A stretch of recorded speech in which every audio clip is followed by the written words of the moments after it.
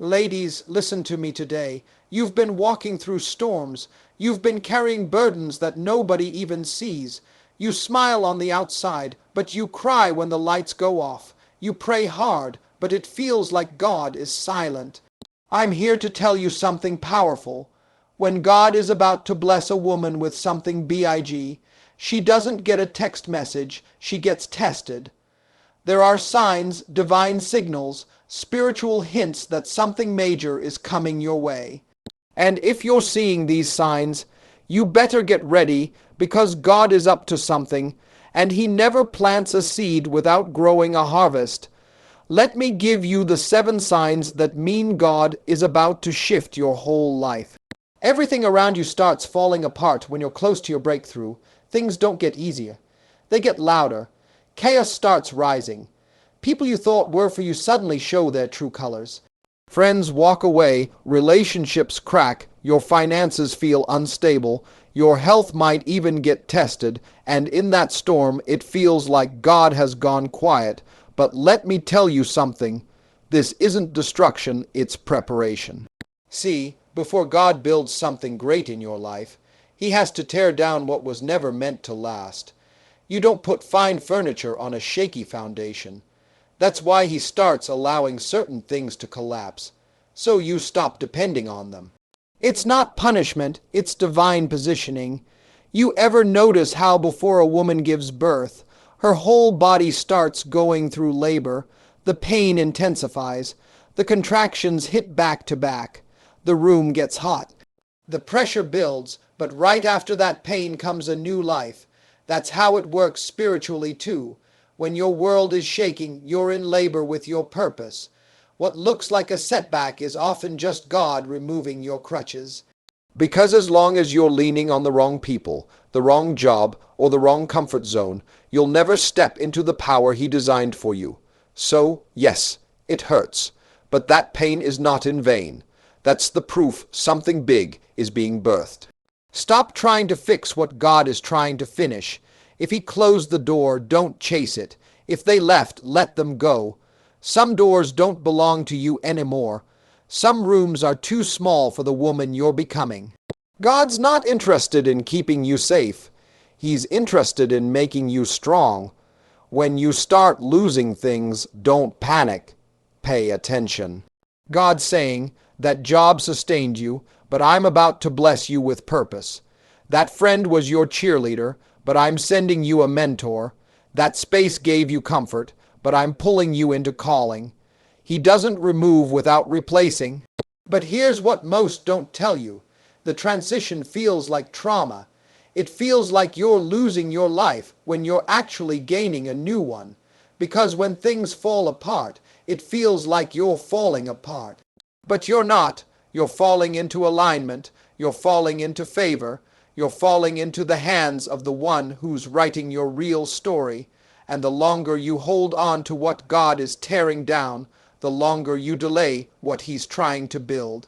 You gotta trust the demolition process, even if it's messy, even if it's painful, even if it's lonely, because after the breakdown comes the breakthrough. Sometimes your blessing requires a season of loneliness. Not because nobody loves you, but because God is cutting the noise. When everything around you gets stripped, that's when you can finally hear what He's been saying all along. That still, small voice that says, "Daughter, I've got you. Just hold on." The enemy wants you to think it's over. He wants you to believe that the falling apart is final, but it's not over. It's a setup. You're not in the grave, you're in the garden. And every storm, every betrayal, every closed door is watering your next level. You've been asking for elevation, but didn't expect excavation. You asked for favor, but didn't know it came with fire. You prayed for increase, but didn't realize God had to decrease some things in your life first. That's how divine transformation works. It shakes everything until only what's real remains, and you might cry, you might scream, you might question everything, but don't quit.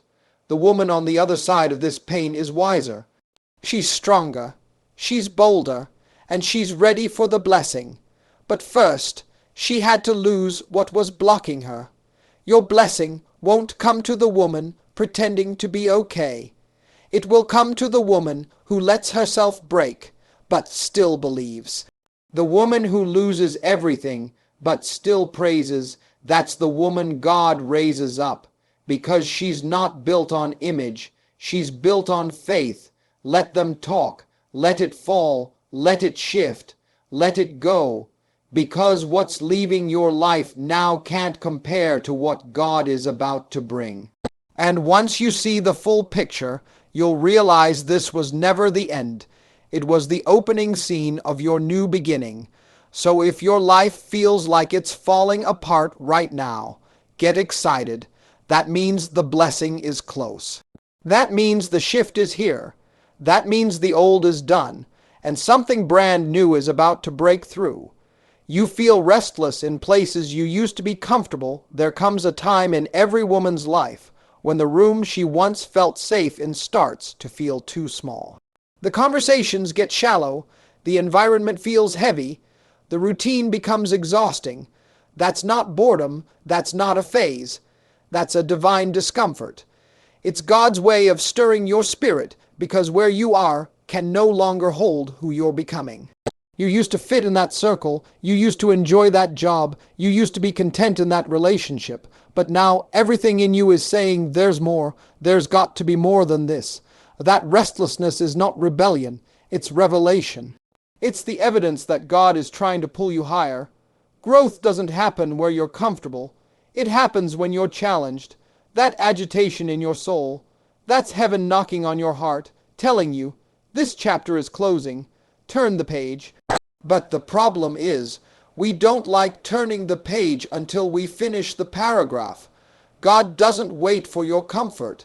He moves at the pace of your calling. You'll find yourself showing up to the same places, doing the same things, but something's missing. You're not angry, you're not bitter, you're just disconnected, and that's okay, because your spirit is transitioning before your life does. The shift starts inside before it shows up outside. You've got to stop trying to force old environments to make sense for a new version of you. You're not that woman anymore. You don't need validation from the same crowd. You don't need to fit into a mold God is already breaking. The reason you feel out of place is because you're outgrowing the past. That job may have been your assignment for a season, but not for a lifetime. That relationship may have been your comfort during the storm, but not your covenant for the future. That version of you that needed approval is dying. And God is resurrecting the woman who walks by faith, not fear. Restlessness is not the enemy, it's the signal. It's the wind that says, pack up, we're moving. Don't confuse discomfort with failure. You didn't mess up. You just matured. You didn't fall off. You leveled up. And now, what used to entertain you can't feed you anymore. That's growth. Some of y'all are still trying to shrink yourself to stay in rooms God already left. You're trying to keep peace in places where peace left a long time ago. You're trying to stay quiet when your soul is screaming, there's more. Sis, listen to that voice. It's not pride, it's purpose. And sometimes God won't give you a new door until you walk away from the old one. He's not showing you the next step because he's waiting for you to stop clinging to this one. And he won't bless you in a place where he's already shut the windows. So yes, it's scary to walk away, but what's scarier is staying stuck. You can't birth greatness in comfort. You can't expand while playing it safe. That pull in your chest, that stirring in your belly, that fire in your gut, it's divine. It's your spiritual GPS rerouting you to where your destiny lies. Don't ignore it. And yes, people will question you. They'll ask, why are you walking away from something stable? Why are you changing now? But they don't see the spiritual eviction notice God sent you. They don't hear the whispers he placed in your heart at midnight. They don't feel the weight of the calling that's been pressing on you like a burden. You owe no one an explanation for your obedience. You don't need to justify your shift. Sometimes the elevation is so personal, it can't be explained. It can only be walked out, So walk it, even if you walk alone, even if they don't understand, even if you're scared. Because when you finally obey that restlessness, you'll look back and realize that discomfort was the greatest gift God ever gave you. It didn't make sense then, but it shaped your destiny now. And that shift you fought so hard, it set you free. So if your soul feels unsettled, if your spirit feels itchy, if you're frustrated in places that once fulfilled you, don't panic.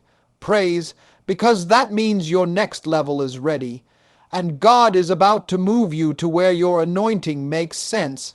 You start hearing God's voice louder than ever before when a woman is on the edge of something big. God doesn't shout. He speaks clearer.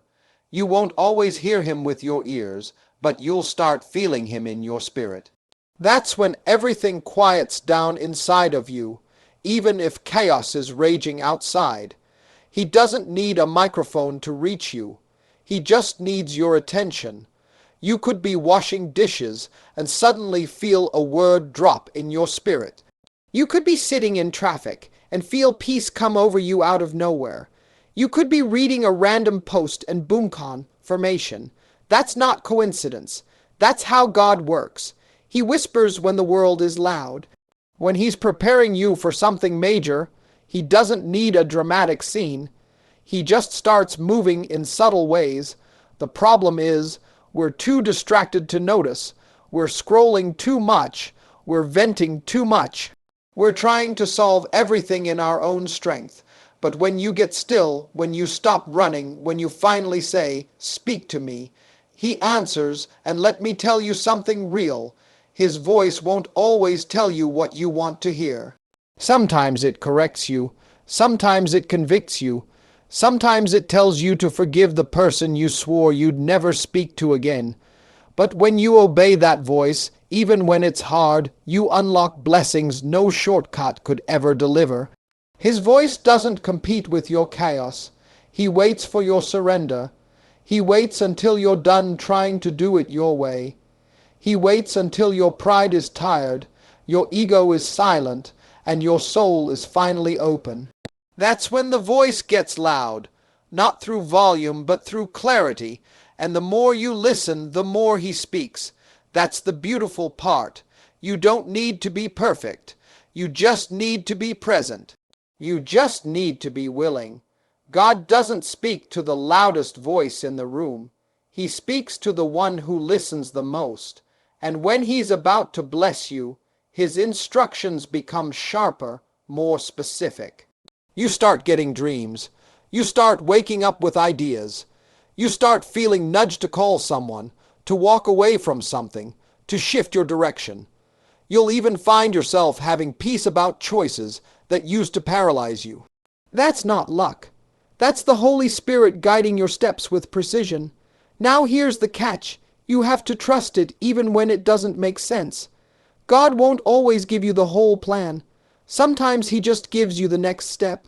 And your job is to take it, even if it feels scary, because obedience today opens doors tomorrow. Every yes in faith moves you closer to what he's promised.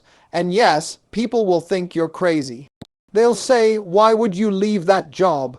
Why are you walking away from that man? Why are you starting that business?" But they didn't hear what you heard. They didn't cry the tears you cried. They didn't feel that voice wake you up in the middle of the night and say, "There's more." When he starts speaking, the world starts shifting.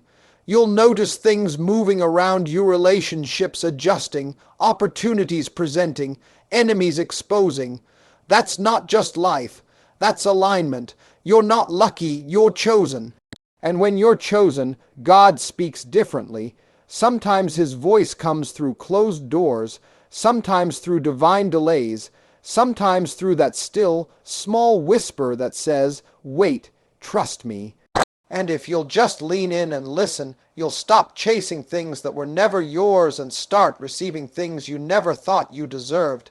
And baby, let me tell you this, his voice will never lead you to chaos.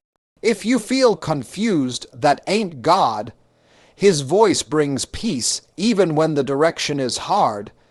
His voice brings assurance even when the road looks risky.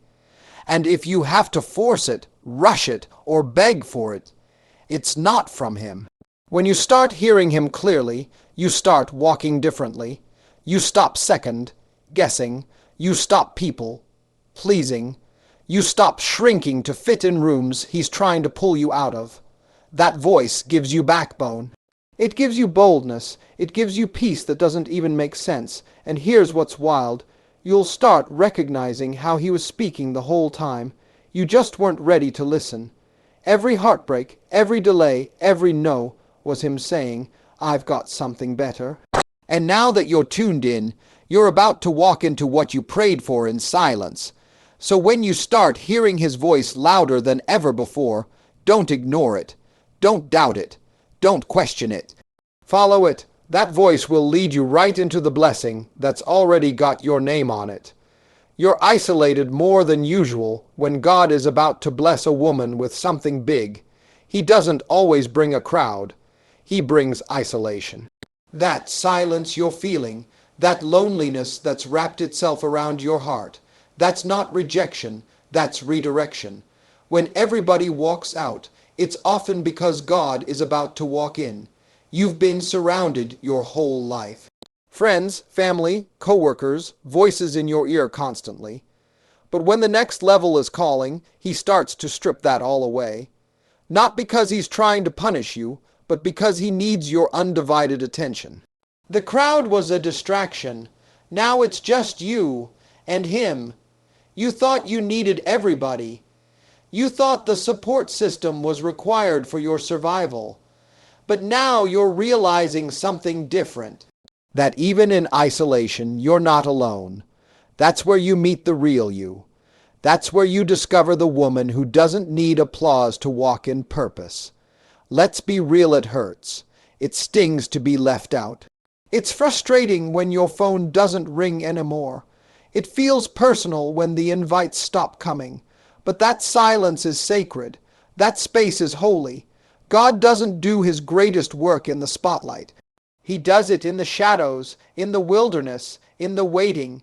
Every great woman God ever used had a season where she was pulled away from comfort, pulled away from people, pulled away from the noise. Because before he sends you, he has to shape you. And you don't get shaped in the spotlight. You get shaped in the solitude. That season of isolation is where he teaches you how to fight with your faith. That's where he teaches you how to trust him without needing a crowd to confirm it. That's where he builds your confidence, not in who you are, but in who he is. When nobody else is around to clap for you, and you keep going anyway, that's strength.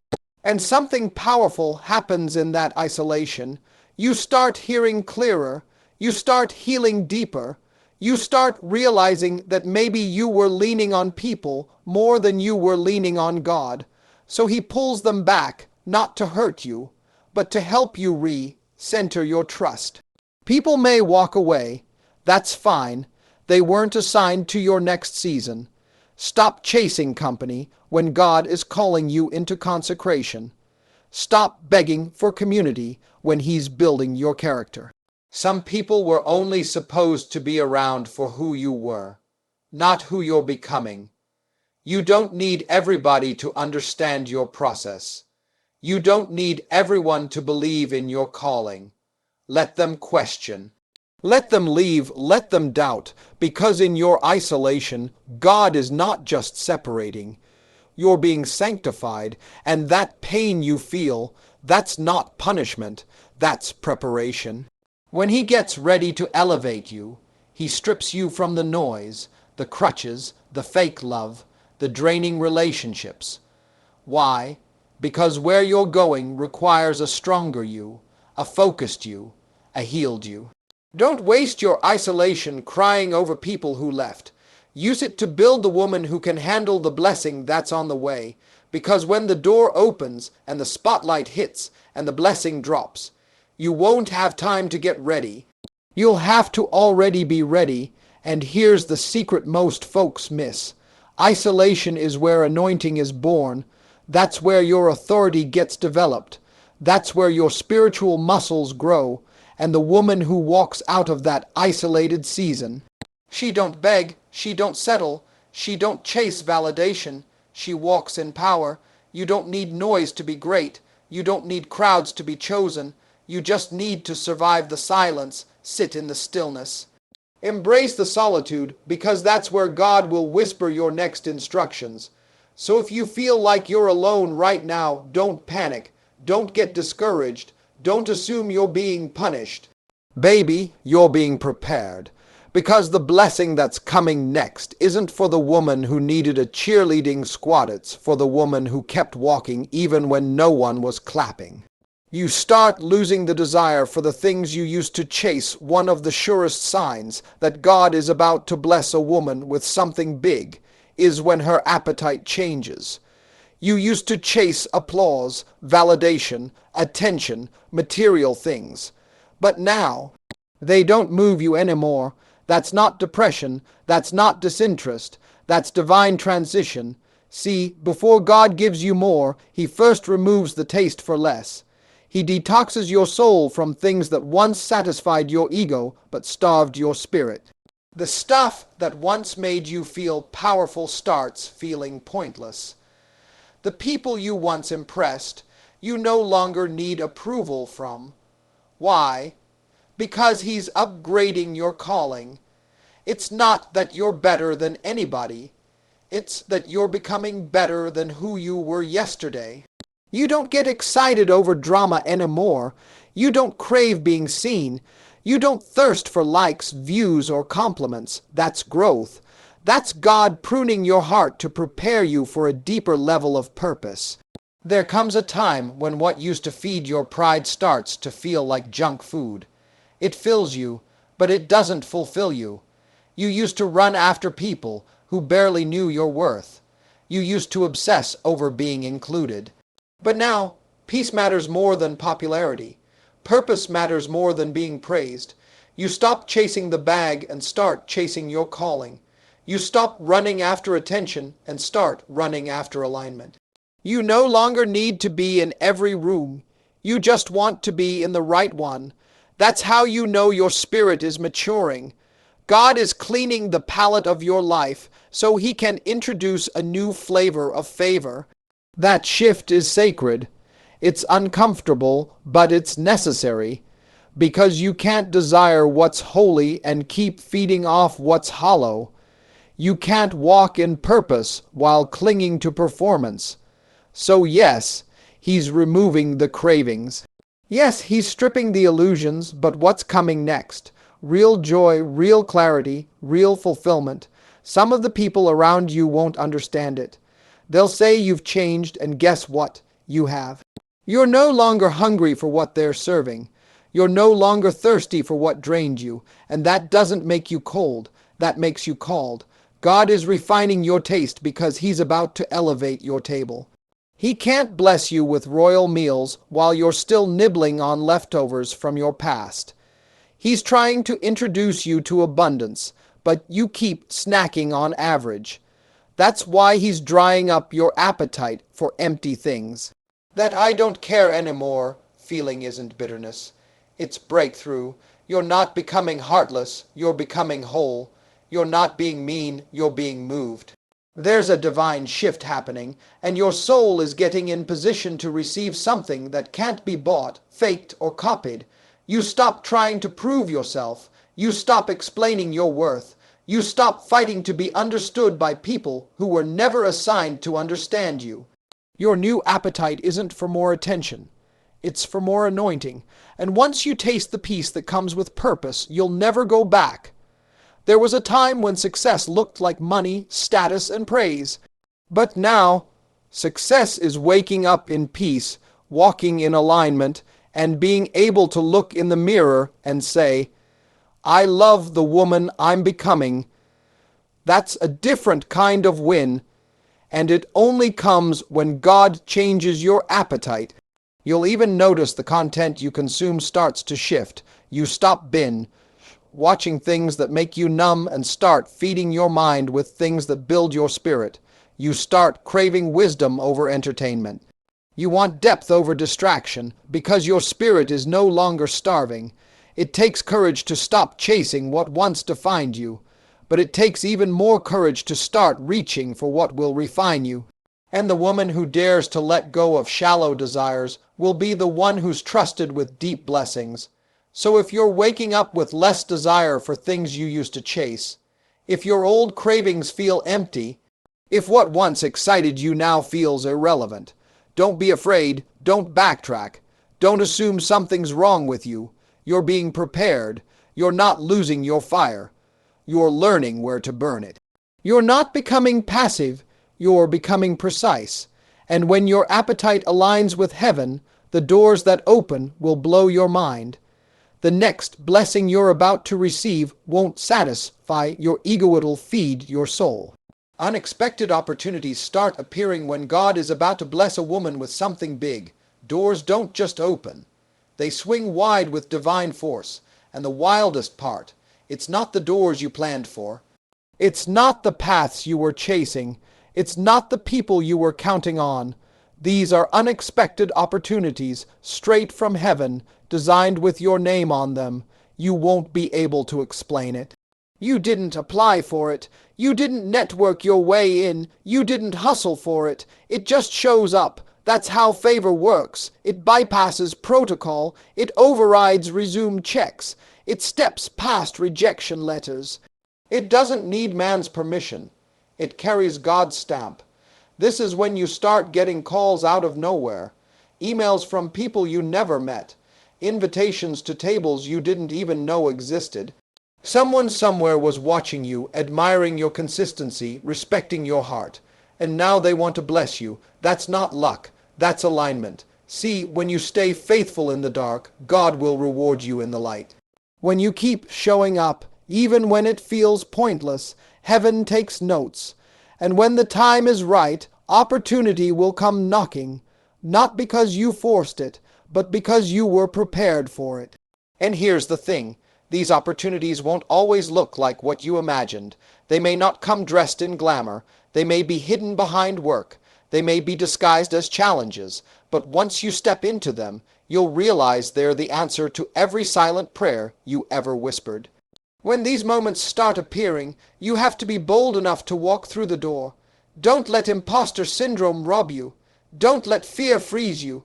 Don't let the voice in your head say, "You're not ready." If God opened the door, you're ready. If He made the way, you're qualified. You won't need to beg. You won't need to manipulate. You won't need to sell your soul to be seen. All you'll have to do is show up with integrity, show up with your heart right, and the opportunity will meet you halfway. God is the best promoter. When He elevates you, nobody can block it. Sometimes the opportunity won't be big at first. It might be small.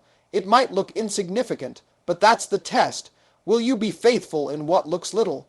Will you honor what doesn't have a spotlight? Because if you can serve with excellence in the unseen, God will trust you with the overflow.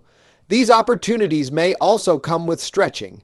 You'll be called into rooms where you feel like the least qualified. You'll be invited into circles where your background doesn't match theirs. But don't shrink. Don't apologize. Don't dumb yourself down. You're not there by accident. You were chosen. And when God chooses you, no degree, no title, no approval can take the credit. They'll wonder how you got in. They'll ask who opened the door, and the only answer will be, God did. And that's exactly how it's supposed to be, because He gets the glory when nobody else can take the credit. Unexpected opportunities are a reward for unseen obedience. All those nights you cried and still got up. All those days you gave and got nothing in return. All those moments you poured from an empty cup. Heaven saw it, and now the harvest is hunting you down.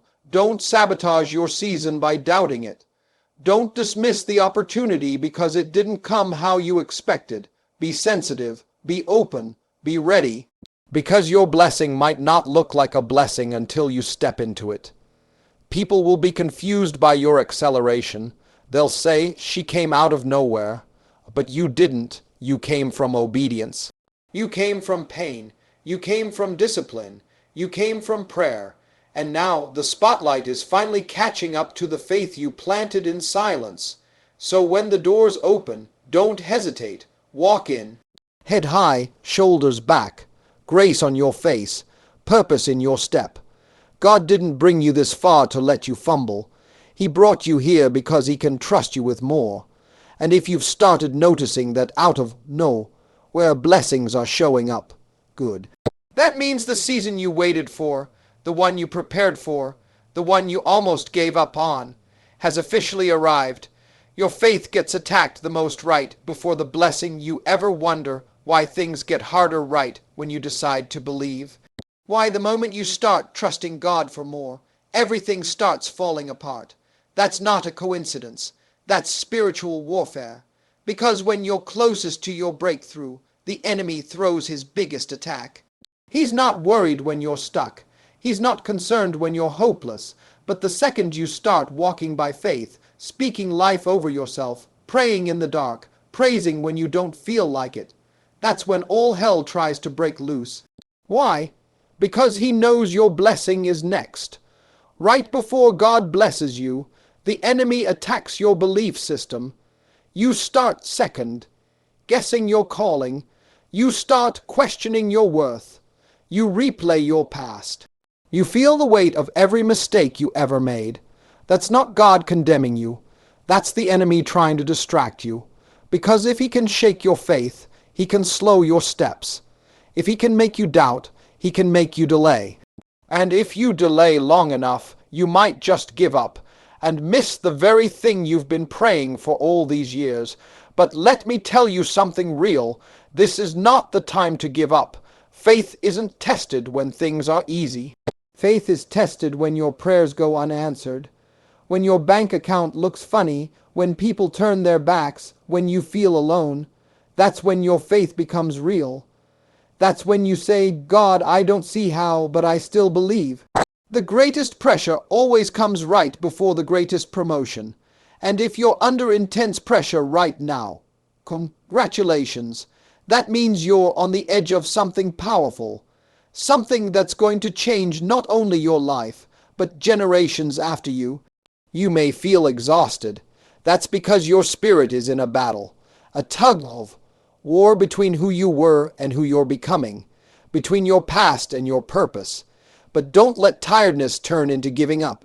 Don't let weariness silence your worship, because the woman who pushes through the pressure gets the promise. You'll have days when doubt screams louder than your dreams, when fear whispers, you're not good enough, when shame says, God can't use someone like you. But those are lies.